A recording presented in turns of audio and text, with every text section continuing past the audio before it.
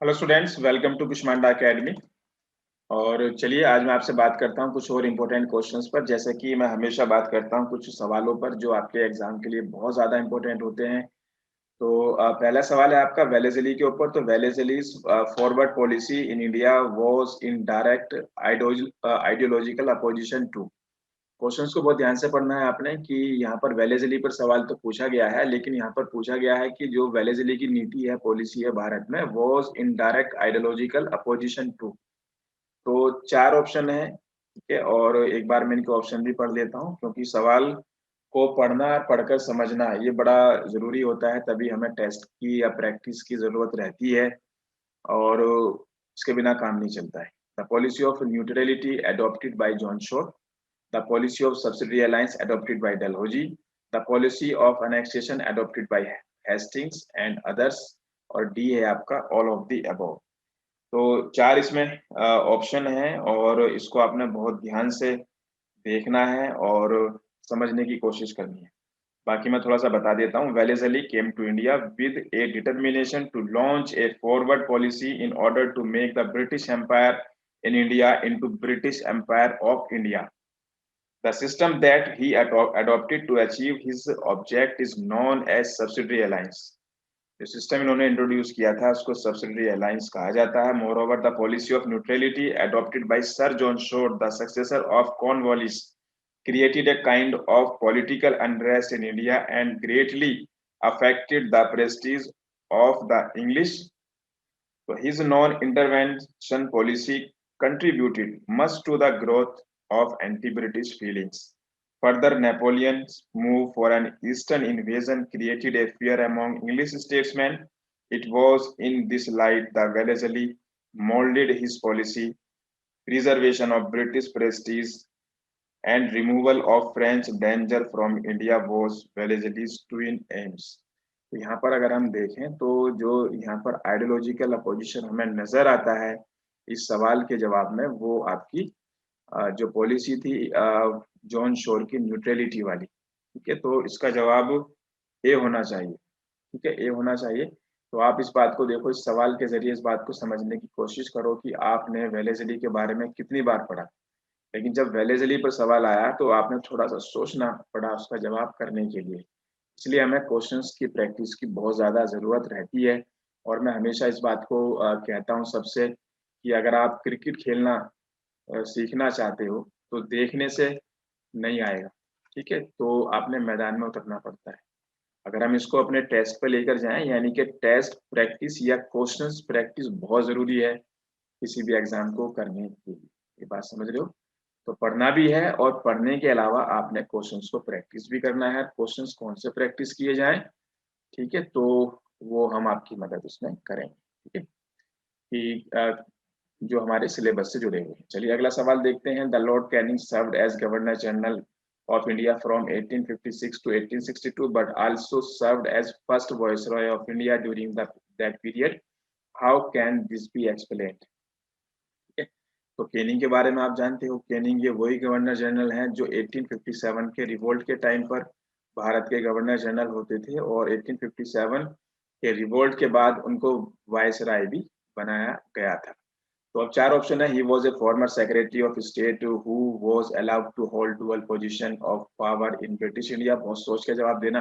The government of India act 1858 was passed in his tenure, or he passed legislation with the help of Central Council to assign the position of Viceroy to the Governor General of India. Canning was given the title Viceroy for exemplary administrative work done under his tenure in India.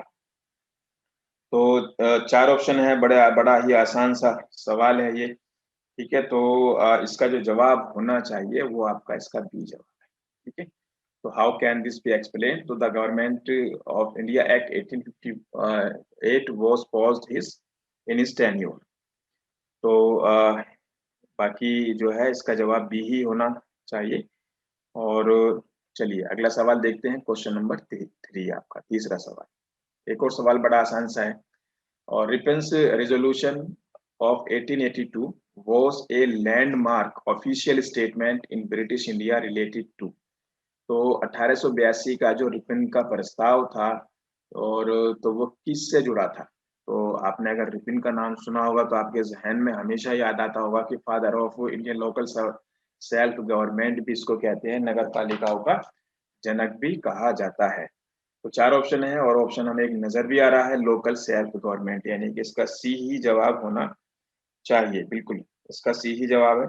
और Ripon के बारे में आप जानते हो, ठीक है। तो और इनके जमाने में ना इल्बर्ट बिल कंट्रोवर्सी हुई थी, आपको याद होगा, इल्बर्ट बिल कंट्रोवर्सी इन्हीं के जमाने की थी। और रिपिन जो थे इसके खिलाफ थे, इस इल्बर्ट बिल के। और इसमें ये था कि जो इंडियन जजेस हैं वो किसी यूरोपियन या ब्रिटिश अपराधी का मुकदमा नहीं देखेंगे, ठीक है। आपको याद आ गया होगा, ये वही रिपिन है।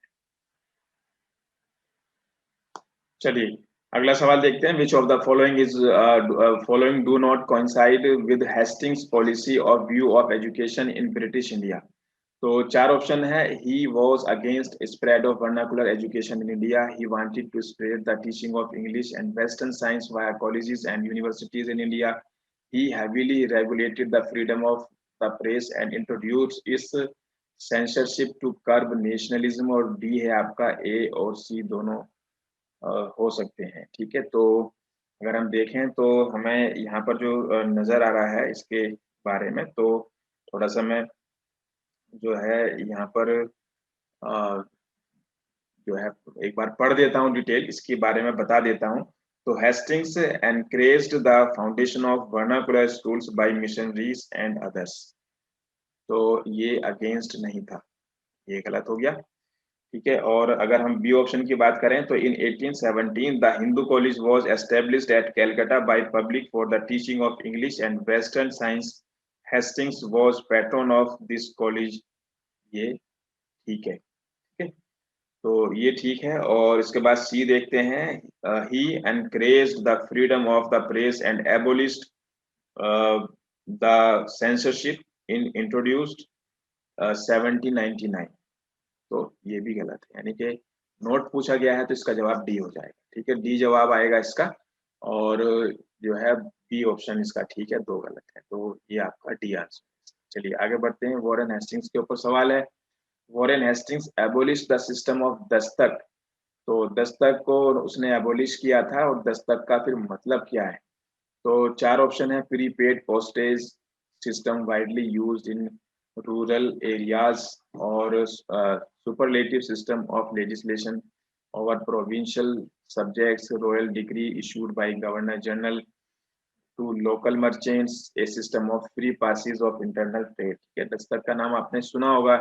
ये आपके फ्री पासिस थे इंटरनल ट्रेड के, इसको फ्री ट्रेड पास भी बोला जाता है। और ये न्यूज में तब आए जब फर्रुख सियर ने ईस्ट इंडिया कंपनी को दस्तक राइट दिए थे। ठीक है, आपको याद आ गया होगा 1717 वाला ईयर, फर्रुख सियर का नाम जो आपकी लेटर मुगल्स में आते हैं। ठीक है, और यही दस्तक वजह बना था प्लासी की लड़ाई का भी। एक वजह थी प्लासी की जो लड़ाई हुई है 1757 में, उसके पीछे भी दस्तक ही एक वजह था। ठीक है, तो क्या है ये आपके system of free passes for internal trade.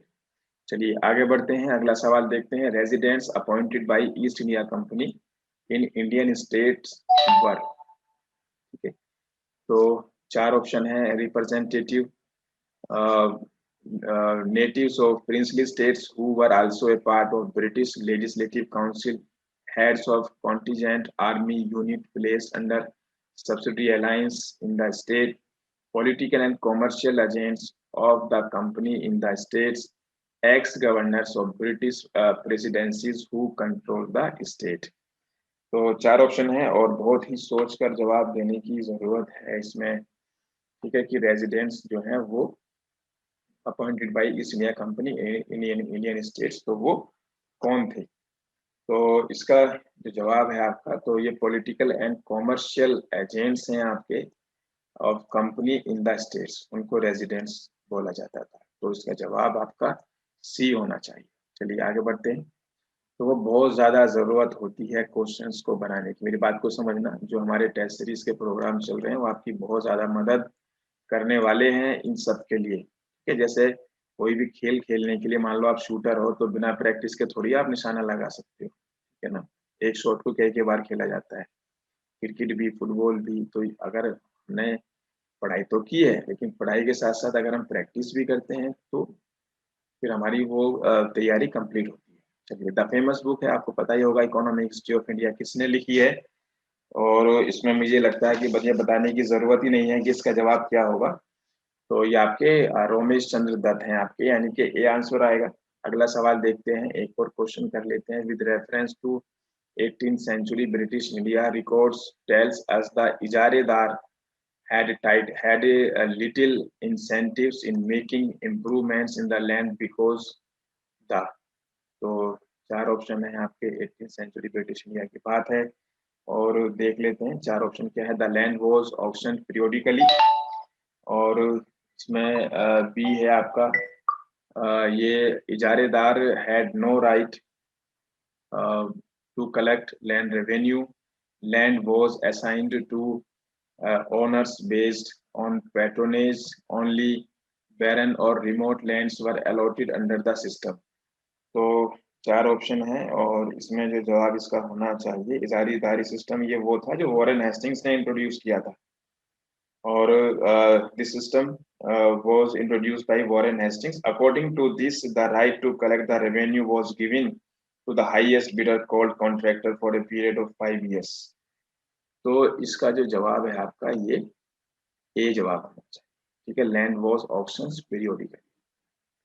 चलिए अगला क्वेश्चन देखते हैं। और इसे इजारेदारी सिस्टम किसने इंट्रोड्यूस किया, ये मैंने आपको बता दिया, वॉरेन हेस्टिंग्स इंपॉर्टेंट है। अगला आपका है, well by commission was setup by British government. तो क्यों वेल बाई कमीशन बनाया गया था? फैक्चुअल डाटा है, इंफॉर्मेशन जो है अगर आपने कहीं पढ़ा होगा तो आपको जरूर आएगा। कमेटी कमीशन आपने सारे करने हैं जितने भी ब्रिटिश गवर्नमेंट के टाइम पर थे। तो inquire into the unnecessary expenditures by British Indian government, report on atrocities under 1857 mutiny, investigate the charges made against Indian soldiers serving abroad, और bring educational reforms in Indian universities. तो Welby commission जो आपका आया है, इसका जवाब A है आपका, inquire into unnecessary expenditures by British Indian government. Question number 9। चलिए अगला क्वेश्चन देखते हैं। और विटले कमीशन, एक और सवाल है आपका, वो वेल बाई था, ये विटले कमीशन है। तो Whitley commission established in British India was mandated to report on the. तो एक और सवाल आपका, और बहुत इंपॉर्टेंट क्वेश्चन है ये भी। तो ये British established in British India was mandated to report on the, तो किस लिए बनाया गया था? तो चार ऑप्शन है आपके सामने। Existing conditions of labour and to make recommendations, police and military reforms needed to wake up of 1857 mutiny, financial reforms needed British administration, trade and commerce within princely states. तो चार option है विटले commission को लेकर। तो ये आपका विटले commission जो है ना, लेबर रिफॉर्म के साथ जुड़ा हुआ था। अगर आपको याद आ रहा हो, आपने पढ़ा होगा कमेटी कमीशन में, तो लेबर रिफॉर्म से जुड़ा होता है। Existing conditions of labour and to make recommendations, तो आपका इसका जवाब ए होना चाहिए। चलिए, तो ये कुछ सवाल मैंने अभी पढ़ने शुरू किए हैं, और जो है कुछ और सवाल, चलिए मैं कंटिन्यू करता हूँ, ठीक है। तो अभी आप मेरे साथ बने रहिए। एक और सवाल देखते हैं। As per the revenue settlement system introduce by British.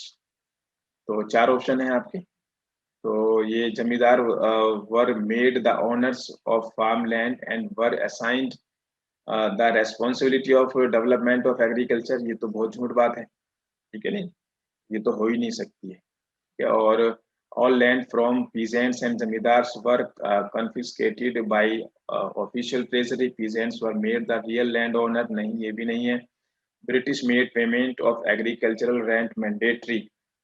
हाँ, तो इसका ये आपका डी जवाब है, ठीक है। डी आपका आंसर है इसका। और ये जो बात चल रही है ना, परमानेंट सेटलमेंट की बात चल रही है, और जमींदार मैंने जाना जमींदारी सिस्टम की बात चल रही है, तो डी जवाब है इसका। चलिए आगे बढ़ते हैं, और एक और सवाल देखते हैं। The oldest Indian owned English daily started during British India was, ठीक है। तो oldest Indian owned English daily, सवाल को बहुत ध्यान से समझना। तो कौन सा है आपका? हिंदू, और अमृत बाजार पत्रिका, स्वदेश मित्रा और यंग इंडिया। 4 ऑप्शन है, बहुत ही इंपॉर्टेंट क्वेश्चन है आपके एग्जाम के लिए। तो इसका जवाब जो है वो आपका ये अमृत बाजार पत्रिका, यानी कि इसका बी जवाब आएगा। चलिए, तो मैं यहीं पर रुकता हूँ, कुछ सवालों का सिलसिला अभी चलता रहेगा। जैसे जैसे वक्त मिलेगा तो आपके साथ क्वेश्चंस मैं रोजाना शेयर करता रहूंगा। और बाकी जो हमारे प्रोग्राम्स हैं उन सबकी डिटेल आप हमारी साइट पर देख सकते हो। एक अच्छा मौका है एससीएस वाला एग्जाम को इस बार करने का, और बहुत अच्छी पोस्ट है एसडीएम, तहसीलदार, डीएसपी की। और अब एक चीज और भी खास बात है कि मिनिमम एज 18 ईयर्स कर दी है एससीएस ने, ठीक है। तो ये कमाल हुआ है शायद भारत में पहली बार, मुझे ऐसा लगता है हुआ होगा शायद किसी स्टेट ने और भी किया हो। तो 18 साल की उम्र के जितने भी जो है आप जिन्होंने ग्रेजुएशन कर ली है, ठीक है, वो भी इस फॉर्म को फिल कर सकते हैं, ठीक है। तो 18 साल एज हो गई है। तो एक अच्छा मौका है, और अपना दिल जान से आप 100% दो, बहुत मेहनत करो। और एससीएस एक नौकरी नहीं है, ये समाज में बहुत सम्मान मिलता है एससीएस ऑफिसर को, ठीक है। चलिए, तो और जहाँ भी आपको लगता है हमारी हेल्प की, तो हमारे हेल्पलाइन नंबर से आपकी मदद करेंगे। Okay, thank you very much.